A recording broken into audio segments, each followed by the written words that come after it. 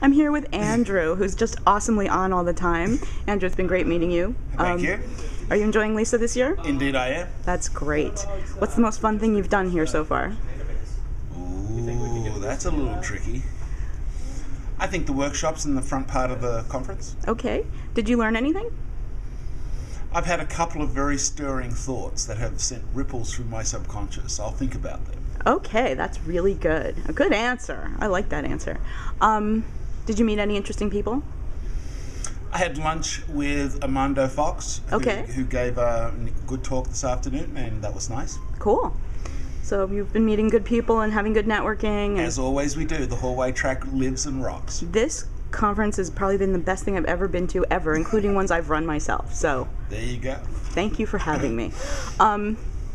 So the other day, I actually was thrilled when you and I were in the virtual infrastructures talk. I thought that was really, really good. Or workshop, I guess that was. It was cool to see all the people in the room having the same problems, that it became more of a round table was just awesome, because everyone talked about what they were doing, what worked, what didn't work, what might work. You care to comment on the vibe of that in workshops? Well, yeah, that's the thing. The thing that's best about it, I think, is that you tend to deal with these problems your own way, and you think you have them solved. And then you'll talk with other people and they have a little wrinkle on it or something that goes in a different direction. And it makes you reassess how you did it. And the end result is typically that you end up with a slightly different, tweaked version of what you had that's kind of better for everyone. All right. Wow, good answer. Great interview. Now this one's a little personal for me. I'm a bit of a crypto freak. I grew up with my dad at Bell Labs, and he helped debug cryptography encryption on cell phones for the Reagan era presidency.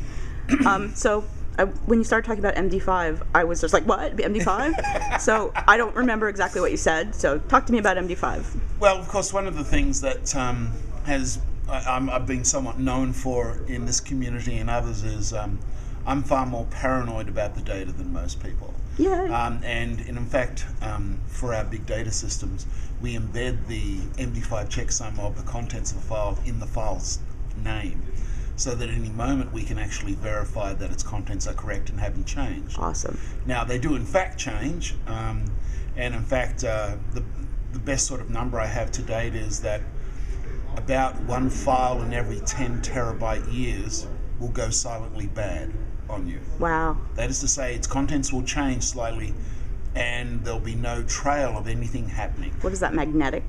No, I think it's actually residual error rate of the OS. Okay. And the VM code and everything else. We don't know yet, otherwise we would have fixed it. Wait, and it was one error in 10 terabyte years? Yeah, so example, that's not bad error rate. Well, it depends. Depends on how many terabyte years you're expecting. Well, we have nodes, in the small cluster that we have that ingest things, we have 80 terabytes mounted across our nodes. Okay. So we expect 8 files to go bad every year, which is more than I would like. A file's just sitting in a file system. Right. And it makes me wonder about people who say, oh, let's not use tape. Let's just have things spinning on drives on, file systems in the back. And I'm thinking, okay, but as that gets bigger, just keep checking. Yeah. And as part of that, I had actually done this a few years back when we were trying to debug some Sun RAID hardware. Uh-huh. We actually had gotten to the point where, as part of the standard I/O package, when you read a file in, if it was a file that we knew the checksum for, it had a mechanism such that on end of file on input, one of the things it did was it actually checked the MD5 sum of what it had read in and compared it to what it should have been. And if it didn't match, it would issue an error and exit, with the idea being that it's too late to fix anything, but at least you can actually declare an error and let people know that in fact their input had changed on the way in. And in fact, this is, I think, the ultimate expression of end-to-end. Here is what I read in user memory, and that's the endpoint for all of this stuff. And was it the same as it should have been?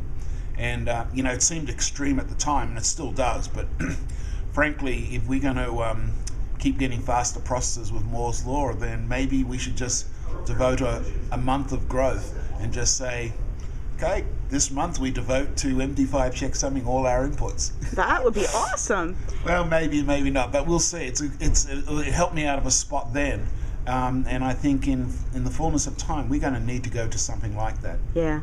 Wow. That was great. Hey, you were at the plenary this morning. Yes. What did you think about those amazing things he had to say? It's a little stunning. It's a prodigious amount of heat to be drawing out of a single cubic centimeter of silicon. But, I was flabbergasted. But if they can make it work, that's great. But I just have a feeling we're going to end up with puddles on our machine room floor, and there's going to be nothing around that. Okay, so we have to fix that problem. But quite honestly, if we could handle what was it? Global warming, desalination, and photovoltaic. With those new technologies, could we handle puddles on the floor? We should be able to figure that one out. We should be able to, but let's just see how that works out. But yes, no, it's very promising. Maybe we could get the ShamWow guy back from the dead. Well, maybe so. But, as he points out, roughly a third of the world's energy goes to creating low to medium temperature water, essentially, for heating and things like that. And if this can supply any useful part of that, then that's great. The thing that should be scaring people is that we are rapidly overtaking aviation globally as an energy consumer. Wow. That is sort of a scary thing because our trend is not going down. No, it's not at all. All right, let's get back to the hallway and the plenary, the closing or whatever it is that's going on next. But thank you for your time and thank you for this conference. You're more than welcome. Thank you. Cheers.